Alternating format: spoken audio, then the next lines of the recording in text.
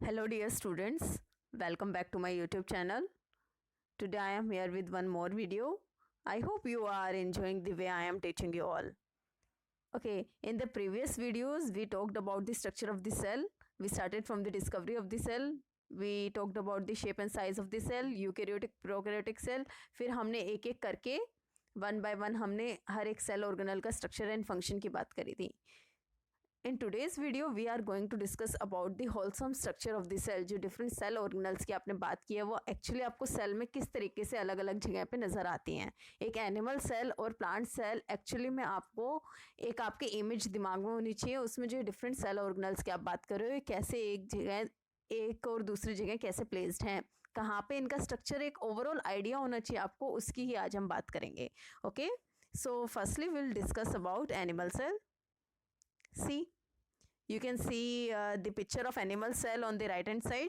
अब जो ये पिक्चर है आपको थोड़ी कॉम्प्लेक्स लग रही है, इसको थोड़ा सिंपलर वे में I will draw and I will also discuss the structure of the animal cell. Okay, दो आपको ये पिक्चर कम्प्लीटली लेबलिंग के साथ नजर आ रही है कि यहाँ पे डिफरेंट सेल ऑर्गेनल्स की लेबलिंग भी हुई हुई है, बट एक ये सिंपलर वे में आपको क्लियर हो चीज़ें, इसलिए मैं अगेन एक बार ड्रॉ करके आपको ये क्लियर कर रही हूँ. ये कुछ ऐसा नज़र आ रहा है. नॉर्मल आप ऐसा कुछ ड्रॉ करोगे, इसमें आपको पता है सेंटर में आपको क्या नज़र आता है, आप उसमें भी देख रहे हो. मैं यहाँ एन लिख रही हूँ, न्यूक्लियस. ठीक है, ये न्यूक्लियर रीजन है. सेल के बीच में आपको पता है मेजरली क्या मिलता है, न्यूक्लियर रीजन मिलता है. तो आप ये बोलोगे न्यूक्लियस है. जस्ट न्यूक्लियस के बाहर, सारे में डिफरेंट कलर यूज़ करूँ ताकि आपको कन्फ्यूजन ना हो. जस्ट न्यूक्लियस के बाहर आपको पता है जहाँ पे न्यूक्लियर मेम्ब्रेन है उसके बाहर आपको ये कुछ ऐसा नजर आ रहा है, ऐसा कुछ नजर आ रहा है. This is your endoplasmic reticulum. ठीक है, एंडोप्लाज्मिक रेटिकुलम पे जहाँ पे आपको ये राइबोसोम नजर आएंगे वो दूसरा क्या हो गया, रफ एंडोप्लाज्मिक रेटिकुलम. दूसरे वाली जो मैंने दूसरी ड्रॉ की है वो क्या हो जाएगी, स्मूथ एंडोप्लाज्मिक रेटिकुलम. ओके, इसके बाद आपको कुछ ऐसा स्ट्रक्चर नजर आ रहा है. जस्ट अ मिनट, आपको गोल्गी एपेटस नजर आ रहा है.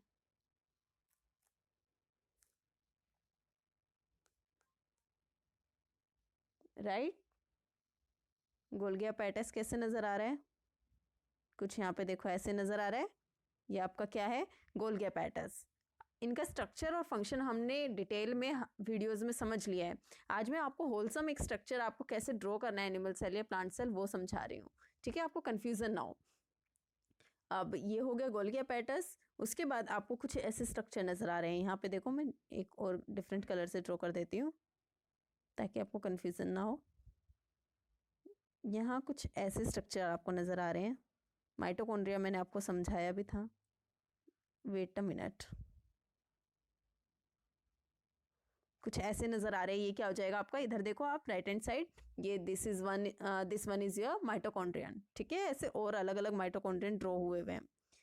आप इसमें देखोगे माइटोकॉन्ड्रियन लेबलिंग हुई हुई है, वहां से यहाँ कंपेयर करोगे. ठीक है, अब आफ्टर माइटोकॉन्ड्रिया इन्होंने बात की है आपका लाइसोसोम की. ठीक है, लाइसोसोम आपको पता है उसका कुछ ऐसा कॉम्प्लेक्स स्ट्रक्चर नहीं, गोल गोल नजर आ रहे हैं, लाइसोसोम हो गए. इसके अलावा इन्होंने वैक्यूल्स आपको शो नहीं किए हैं. इधर वैक्यूल्स आप कुछ ऐसे खुद की तरफ से ड्रॉ कर लोगे. ठीक है, उनका भी कोई ऐसा डिफरेंट स्ट्रक्चर नहीं है. ये आपका हो गया एनिमल सेल. इसके अलावा जैसे ही हमने सारी सेल ऑर्गेनल्स की बात करी, आपको पता है पूरे सेल में सेल की ये सबसे आउटर मोस्ट क्या है, ये तो मैंने आपको बताया ही नहीं. फर्स्ट जो मैंने ड्रॉ करी थी ये क्या है, प्लाज्मा मेम्ब्रेन. इसके अंदर आपको पता है पूरे के अंदर एक सेमी लिक्विड टाइप प्रेजेंट है. ये क्या है, पूरा साइटोप्लाज्म. यहाँ पे लेबलिंग हुई हुई है सारी सेल ऑर्गेनल्स की. यहाँ पे including plasma membrane and cytoplasm सारी लेबलिंग हुई हुई है. आपको बस एक सिंपल वे में समझाने के लिए मैंने यहाँ पे ड्रॉ किया है.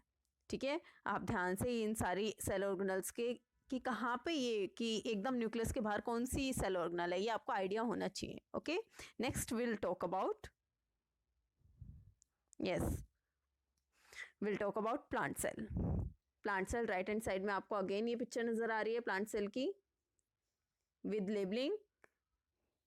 बट अगेन आपको ये चीज़ें क्लियर हो इसलिए मैं यहाँ पे ड्रॉ कर रही हूँ. कुछ ऐसे ही ड्रॉ कर रखे हैं इन्होंने.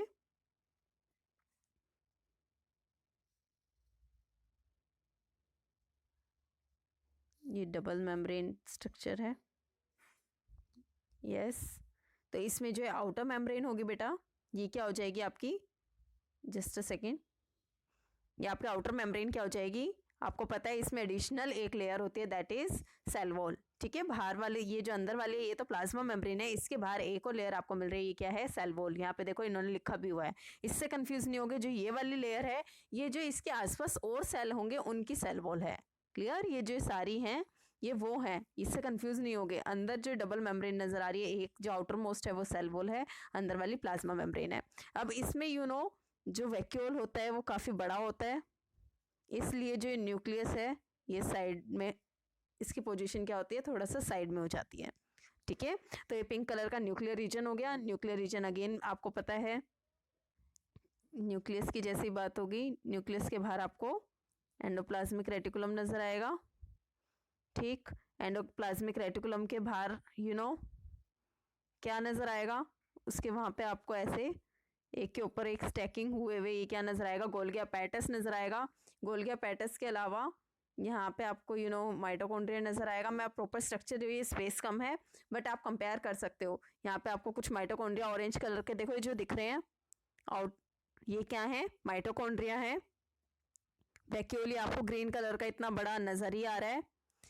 यस, ऑरेंज कलर के आप राइट हैंड साइड में पिक्चर देखो, ये माइटोकॉन्ड्रिया है। ठीक है, फिर एक इन्होंने बात करी है क्लोरोप्लास्ट की, या फिर हम जिसे बोल सकते हैं प्लास्टिड। ठीक है, इन्होंने कुछ ऐसे स्ट्रक्चर ड्रॉ कर रखे हैं जहां इन्होंने लिखा है क्लोरोप्लास्ट, और एक ऊपर जो यहाँ पे इन्होंने इस साइड जो ड्रॉ कर रखा है राइट हैंड साइड में, ये क्लोरोप्लास्ट देखो, ये इन्होंने ओपन क्लोरोप्लास्ट, क्लोरोप्लास्ट तो नीचे भी लिख रखा है, ऊपर लिखा है ये ओपन हुआ हुआ। आपको पता है लास्ट वीडियो में ही समझाया था, क्लोरोप्लास्ट के अंदर मेम्ब्रेनस लेयर होती है। ठीक है, तो वो आपको खोल के वो दिखा रखा है कि कैसे वो एक के ऊपर एक स्टैकिंग हुई हुई है उनकी मेम्ब्रेनस लेयर्स की भी। ठीक है, तो सबसे बाहर सबसे बाहर cell wall, then plasma membrane, फिर इतना बड़ा वैक्यूल है, उसके साइड में आपको न्यूक्लियस नजर आ रही है, न्यूक्लियस के बाहर एंडोप्लाज्मिक रेटिकुलम, देन आपको गोल्गी अपैरेटस, फिर माइटोकॉन्ड्रिया, क्लोरोप्लास्ट, और वो तो आपको पता ही है कि पूरे के पूरे में अंदर क्या है, साइटोप्लाज्म। तो प्लांट सेल और एनिमल सेल का स्ट्रक्चर आपको क्लियर हुआ। दोनों का ये स्ट्रक्चर आप अपनी कॉपी में ड्रॉ करोगे। ओके,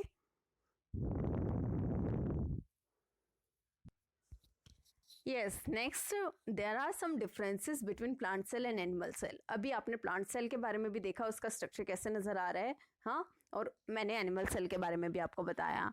अब इन सारे पॉइंट्स के बेसिस पे हमने इनके बीच में कुछ डिफरेंसेस देखे हैं, उन्हीं की हम एक टेबल बनाएंगे। टेबल हम लास्ट में बनाएंगे, मैं पहले आपको एक एक पॉइंट क्लियर कर देती हूँ। ठीक है, तो यहाँ पे आप देखो differences between plant cell and animal cell.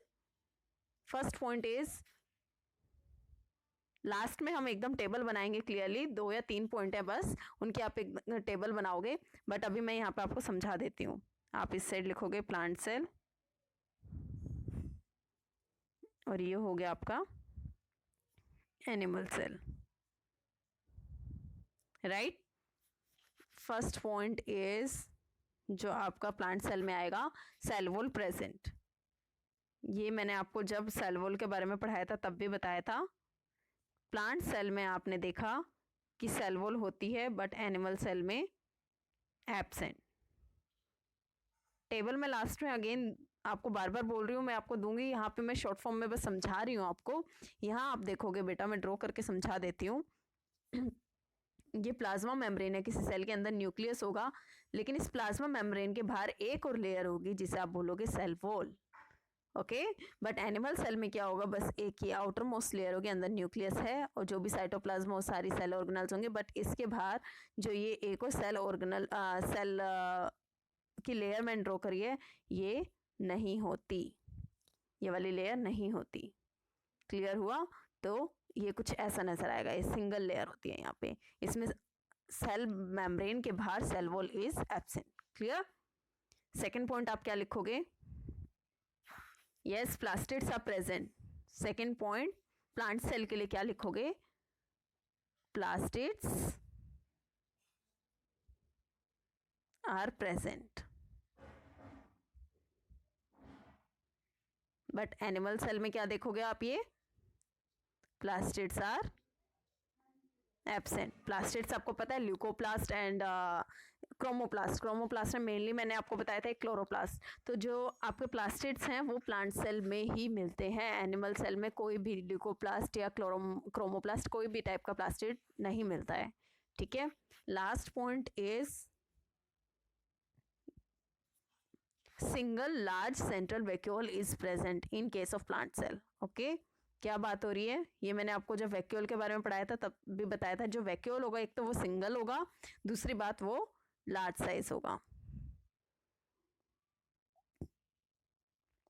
अभी आप नहीं लिखोगे, लास्ट में टेबल से देख के लिखोगे, ये मैं आपको बस समझा रही हूँ। इसमें वैक्यूल होंगे वो क्या होंगे, सिंगल नहीं होंगे, आपको पता है मैनी होंगे, ज्यादा होंगे एक से, और स्मॉल साइज होंगे।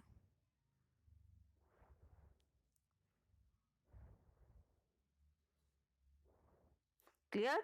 आपने सेल कुछ ऐसे ड्रॉ किया, प्लांट सेल, बाहर सेल वॉल होगी, आपको पता है न्यूक्लियस इसमें साइड में आपको मिलता है, इतने पूरा ऑलमोस्ट 70 to 80% आप देखोगे सेल में जो स्पेस है वो कौन कवर कर लेता है, एक जो single size large size single vacuole होता है।